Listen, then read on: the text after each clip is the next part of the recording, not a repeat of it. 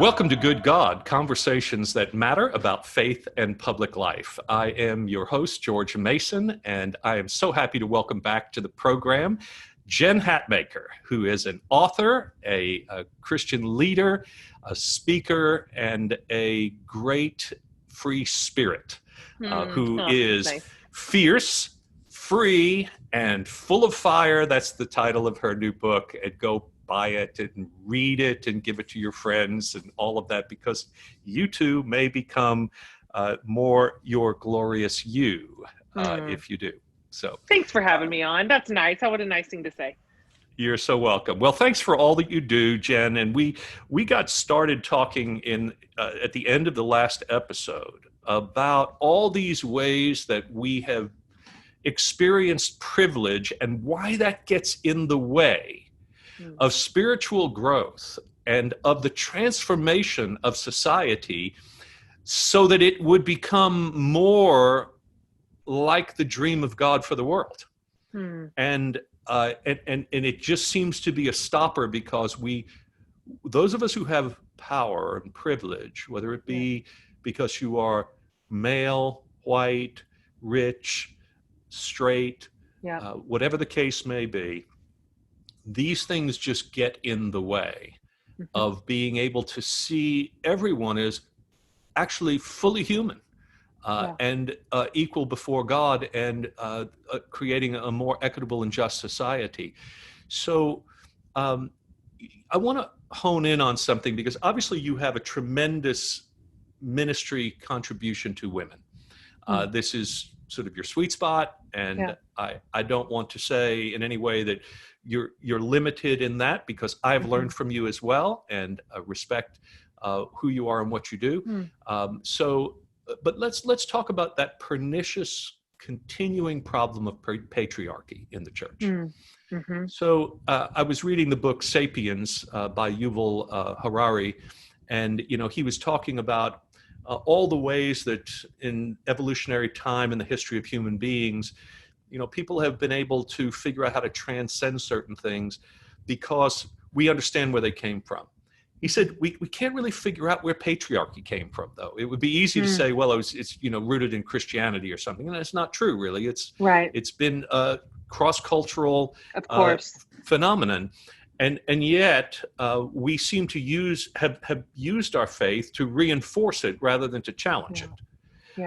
Why do you think that is? And tell us what it feels like to hear over and over again this assertion of patriarchy being mixed in with the Christian faith.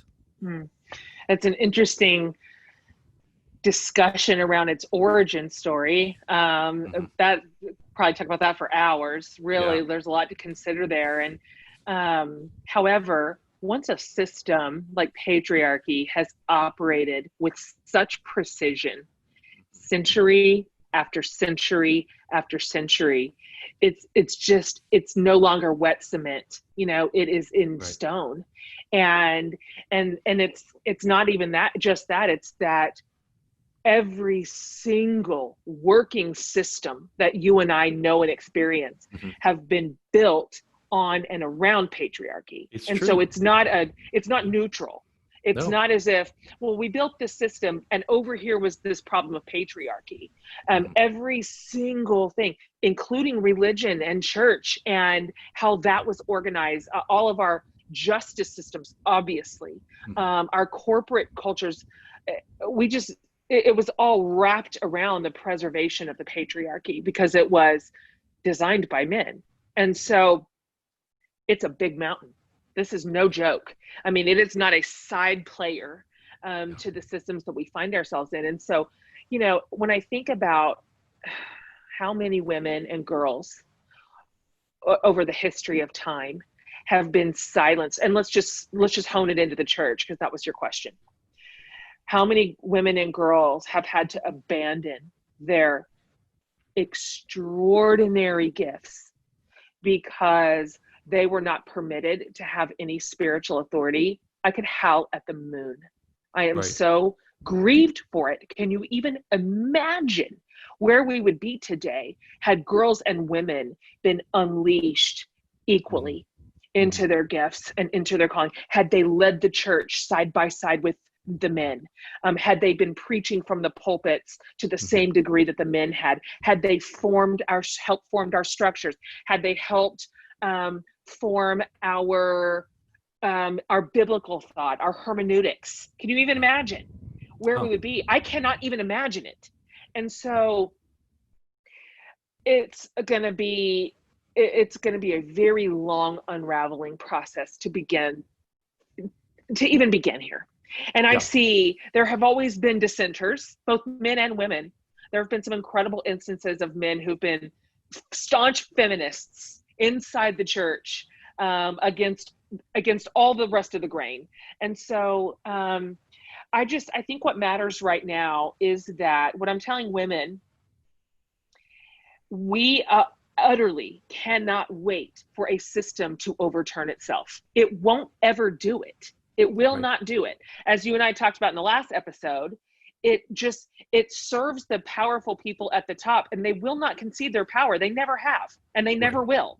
And so if we are waiting for equality to just matter to everybody, or if we are waiting for equity to be the standard operating procedure, we're going to go to the grave still waiting. And so it is upon us to challenge the system. It is our work to oppose and press hard against these forms that have created such inequality, both gender, in every way that you just mentioned, every category. Right. And so to me, this is akin to, in a way, the conversations that I'm having with my African-American friends right now, where, what they do not want is white allies who are going to be kind enough to promote a race-neutral society. Yeah, absolutely. Right? That's a great example. So you are either anti-racist or you are part of the racism problem. That's right. Because you're participating in a system that benefits you at the expense of someone else. And so similarly, it seems to me that in dealing with patriarchy in the church, you're either a feminist now, you're either promoting the full equality of women, and that means taking very real steps to initiate change, to strengthen that, or you are conceding to the idea that these are just elusive ideals and they'll take care of themselves if God so wills or whatever. And that it actually continues to neglect the fact that women are in pain. They are they are not being allowed to live into their created value and their creative mission.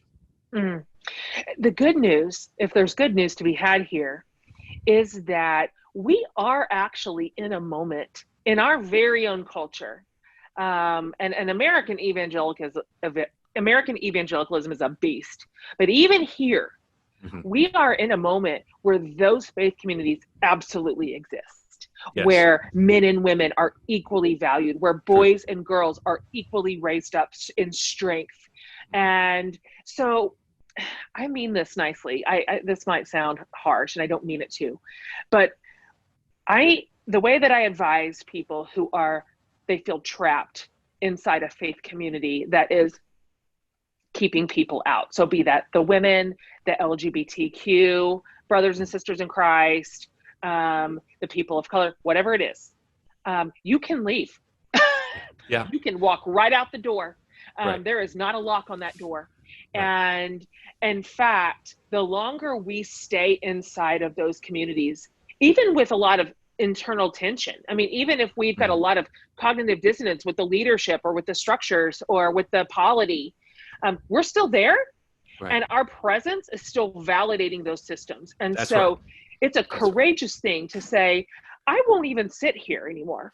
I will not sit in a place where, even if I am not being actively disenfranchised, I know they are. I know my friends are.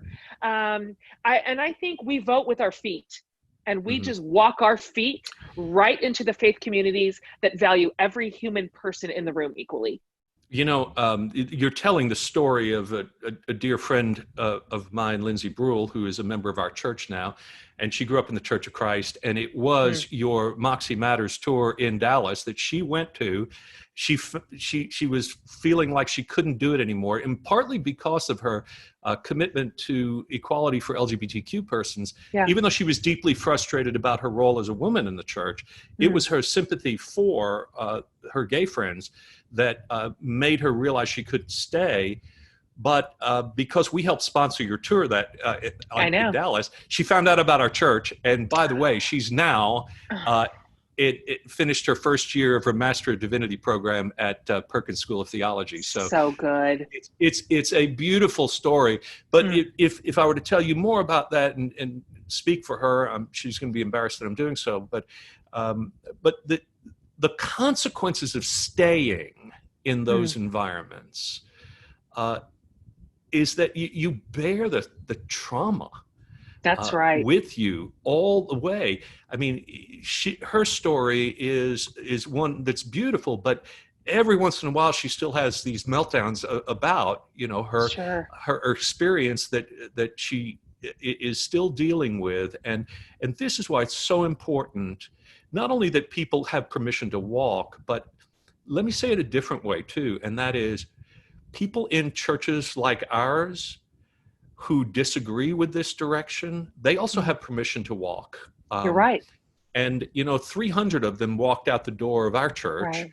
But here's the thing: they had a lot of places they could go. They sure did. And others didn't. And we've had more than that join our church during these past few years, and I'm sure you have as well. Right. But absolutely making safe space for people to grow into the fullness of their created design is what's crucial, isn't it? It's such a joy to do it too. It's such a marked difference, and even the songs sound different. My friend Mike McCarg, I don't know if you've met him. He goes by Science Mike.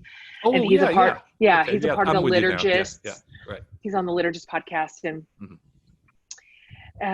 he came to our church and just deeply skeptical, deeply cynical. Yeah. He would say that if he was right here, of all things religion and organized religion. And he came to our church. This is so classic Mike. He didn't even know it was mine and Brandon's. He happened to be in Austin. He was doing a thing. He asked around what would be a church where I could go and I wouldn't be worried that people were being disenfranchised there. And he apparently got the name of our church. So he shows up and he's in the balcony, doesn't even know we're there. And he told me later, after I found him in the lobby, and he said, I haven't been in church in a while. And he's like, seeing with my eyes that LGBTQ people are deeply cherished here. I see this. Hearing some of those songs that I used to sing 10 years ago through the ears of that community, he's like, I couldn't quit crying. They meant something again. They were real. They were true. Right. They weren't a trope. They didn't only apply to 50% of the people. And so, God he could just be fresh all over again. Mm-hmm. And these sorts of communities invite him in a way that is so vibrant, and it feels like spiritual flourishing again. And what used to just feel stale to me has fresh new life in it again. It's that root coming up to the sidewalk, to use your metaphor again. It's just wonderful. How lucky are we that we get to be a part of that? Yes, I agree. And this is part of the pain that I think we bear also for those who can't get there, right? And it's, I feel like, you're missing out on something here in the spiritual life, and for your family and for your own experience of the world God put us in, this possibility of relationships. I'll tell you who I feel maybe as sad for as anyone, and that is, it feels like the Stockholm syndrome when when older women in the church just have a hard time with younger women finding their place and finding their voice. It's almost like they're saying, you know, we know we didn't have a choice, but we sort of made the choice to live within that world, and we did fine. And are you telling us we're supposed to have regrets about this now? Yeah. And you know, and I feel for them. I really do, because many of them found a way in their time That's right. to subvert the system, and they couldn't say that that's what they were really doing, and maybe even didn't know that's what they were doing, but they produced people like you know, You're right. people like me. My mother and I, for instance, you know, don't agree about a lot of things, although she has really come along and changed a great deal. She's not quite Brandon's mother, who actually read and studied and changed her mind about it, but she's come a long way, and I'm really proud of her. But a lot of women have had a hard time. I think older women have had a hard time with the new equality that they're sensing in the church. What do you make of that, Jen? Yeah, I have so much compassion for that too. And I think it means that some of that onus is on us, the next generation of women who are coming up in freedom, if you will, to honor the women who came before us. There you go. And to deeply respect the work they did in their time to the capacity they could do it. And that's, I already know. I have a 20-year-old daughter. She turns 20 tomorrow. This next generation is already 10 miles ahead of where we were at their age. 10 miles. They are free in ways I did not even know to think about until I was in my 30s, really my 40s. And so every single generation goes a little further than one behind them. And so when I put myself in those shoes, if my daughter and her peers came to me older and sort of shamed me for the miles I wasn't able quite yet to walk, but they were, that would break my heart. Yes. And so I think we honor the women before us, even as they have possibly some understandable resentment for the areas we are able to go now that they did not have access to. And I think that'll be the story, hopefully generation after generation after generation, as freedom just keeps rolling out as God always intended. It reminds me of the Sunday that we voted on LGBT inclusion in our church. I preached a sermon, and I remember that I came to a moment that I hadn't really prepared, and I just, you know, I'm like pretty prepared. I'm a very like PhD white guy, so I'm, you know, I got the manuscript going, you know, and all of that. But I did feel a moment and said, some of you here today, this is the last time you're going to be worshiping with us. And you've been here for much of your adult life. Oh, man. And you're probably wondering how we're going to feel about you when you leave. And I said, we're going to honor you and thank you for all the ways that you made us the church that we have been over all this time, the sacrifices and love and service that you made. And it may be that we're not going to walk the next part of the journey together, but we'll thank you. And when you come back, you'll be welcome here. That's so kind. I think it was a big moment. It was a moment for me. I will tell you, I said more than I felt in that moment. I understand that. I was trying to convince myself that that's what I needed to think. And I've done better with some than others in the years following. That too. And I'm struggling with some, but I'm healing too. You know, the sense of betrayal and loss. The pain went both ways, you know, and I'm not sure everybody fully understands that, right? That's right. But you know, I'm happy that you told that story. We worked really hard to part with blessings as well in our church. We also, of course, lost a lot of people that we loved. They loved us. Deeply painful. But you know, as I hear you saying that, one driving impulse that I have had throughout this whole evolution, if you will, and then all the changes that come with that, and it is disruptive, is that whatever moment I'm in, however painful, scary, unknown, dark, whatever I'm losing, before the gain, before I know where I'm going to land, all of it. This impulse that I had was, I want to behave right now. I want to respond and act in a way that I will be proud of 1 year from now. So I gave myself a future check-in. Like, will you be, it might feel good to burn this down right in the moment. It might just be a good outlet for your fear and your sadness. Okay. But will you be proud of it in 1 year? And I still use that as a metric. That taking it on the chin sometimes and staying silent in the moment feels like the worst possible punishment. A year later, it feels like integrity. A year later, it feels like wisdom. A year later, it feels honestly like godliness. And so I think you demonstrated that when you even forced yourself to say those beautiful parting words, because now you can be proud of those. And that probably mended a lot of hearts. I hope so. You know, I think you mentioned in the book that there's a kind of fundamentalism of the left as well as the right, you know, that you know, those of us who are more progressive, that sounds to more conservative people like the same kind of arrogance we accuse them of, right? You know, that we're going where the Spirit's going. We know that, and you're just ignorant, and you can't, you know, get there with us. I'm reminded of a poem by Robert Frost where he talks about how we need a revolution by half.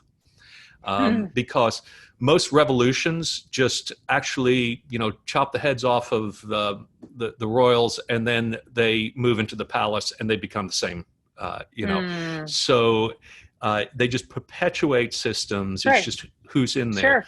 And so, you know, it does seem to me that part of what the goal has to be here is not that we win and somebody else loses, but that we learn that there's a new way to live together. To respect one another, to defer to one another, and to you know, to be on this journey. So I think that's some of the tempering of our progressivism, is that humility that has to be called for too. Yeah, I hope so. And you're exactly right. The same cancel culture can exist in any subgroup. And so those rules of engagement are not specific to a conservative evangelical community at all. And it's tempting. It's tempting to slip right into it in a different zip code, because it feels like vindication. You know, it feels like, oh, finally I get to be on the other side of this thing.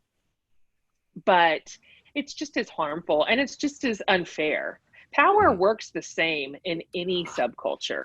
There it is. Power works the same. Yeah. It does. Right. And so that's what we keep our eye on. Wherever we are, we keep our eye on our privilege. We keep our eye on power, because those are corrosive and they're corruptive. And it doesn't matter what package we drop them into, it can ruin it. It can absolutely, even if it began with the most beautiful motives, even if it was altruistic to its core at the beginning. And so, like I said on the last episode, privilege is a reliable enemy of discernment. And so that, I think, is when we keep our eye not on power, but we keep it on humility. When we keep it not on necessarily always being a leader, but also being a listener, being a learner. Beautiful. That'll keep us in check. That'll keep us to the ground where we belong, able to be flexible, able to say I was wrong, able to say I'm sorry, able to say I forgive you, able to say I got that wrong, can I repair it? Able to say, if I had it to do over, I would do it this way. Pride keeps us from all of that work, wherever we are along ideology. And so I hope that I've learned that lesson. I can see how it's still an impulse remains to be angry and to burn things down and kick people out for getting it wrong. But that's just as destructive anywhere. So how do you pull the veil back a little bit and tell us if you have any consistent or regular grounding practices that just kind of keep you moored, keep you rooted when it feels like you're being drawn back into a way of thinking about yourself that's destructive, or Yeah. you feel like, maybe you're losing track of yourself? What are some of those things that you come back to? Yeah. That's a good question, and an important one to ask, because my particular work is so deeply located on the internet. What a Hmm. weird time. What a weird thing to Yeah. say. What a weird sentence. I wouldn't even know Yes. what that meant 20 years ago. Um, um, the same place that can be very powerful for me can also be very damaging. And everything is outsized on the internet. Criticism is outsized, Yes. emotions can be outsized, civility, the lack of civility can be outsized. And even just my sense of who I am can be displaced into kind of this digital space. And so Hmm. for me, just because that is such a huge part of my work, I always find when my body starts giving me the red flags, like you are disintegrating, Right. you are not doing well, you are headed toward So unhealth. you feel it in your body. Yeah. My body always tells me she is never wrong. She is Team Jen. She is always trying to keep me like safe and healthy and whole. And I notice when that happens, I am disproportionately online. That my Ah. I've triaged some of my in real life relationships. I am disconnected from the human people. Hmm. I am out of my rhythms. I am Okay. working too much. I'm still here past the moment I should have already been logged off, and it's very predictable. And I'm like, oh, Yep. whoops, I slipped back in. And so for me, just this, I know it sounds so trite and everybody's saying it right now, but the process of unplugging Okay. and shutting all the screens down and Hmm. being in my life with my Hmm. friends. I've had the same friends for 20 plus years, like Right. way before there was like a gin Hatmaker. They're Yeah. just Yeah. kind of like, well, who cares? Right. Old friend. I've been married for 26 years. You Right. know, my church, just being back on the ground, in my body, in my skin, with the people, off the thing, it's very, very grounding for me. Okay, so we're going to get off the thing here in just a moment. Yes, we are. We're coming to the end of our time together, and thank you so much for being with me. So I'm going to My ask pleasure. you the question. Okay. I'm going to turn it back to you. Okay. BBT's question. Okay, so Yeah. what's saving your life right now, or who? Well, I know I'm probably supposed to answer this in a really spiritual way, but if I'm going to answer it in an honest way, my husband, who is like cooped up like a caged animal right now in this quarantine, he is a raging extrovert. This is his worst nightmare. He's just figuring out any which way to build excitement into the family, to build activity and enthusiasm into this same house that we're always in. So he put, it's literally right here, I'm looking at it, 3 feet outside my office door. He put in this big, huge above ground pool on our patio. He says we can't call it an above ground pool. We have to call it a happy hour pool. And it is hilarious. And we're in that thing all the time. We have floaties, we have a little cabana, we have tiki torches. We've done Oh the my God. thing.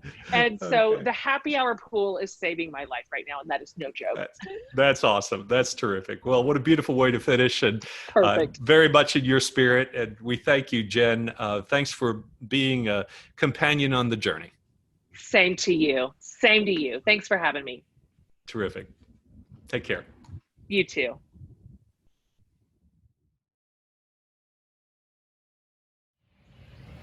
Thank you for tuning in to Good God. We're grateful to provide this for you during this time of COVID-19 isolation.